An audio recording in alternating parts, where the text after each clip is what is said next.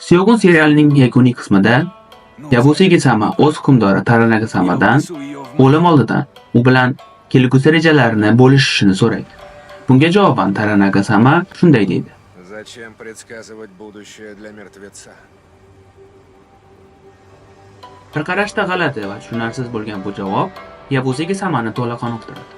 U seppuku amalga oshirar ekan, o'z hukmdoriga qarab jilmayib qo'yadi va hammasini tushunganini isbotlaydi.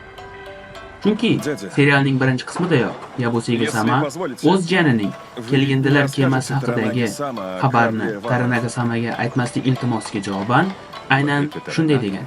В плену в Осаке. Я говорил ему, что это безумие, но он все равно поехал.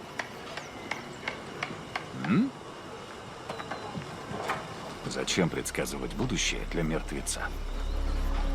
Я понял. Bu bilan Taranagi-sama Yabusigi-samaning xiyonatini oldindan bilganligi А ты va как? undan o'z manfaati yo'lida ustalik bilan foydalanganligini anglatadi.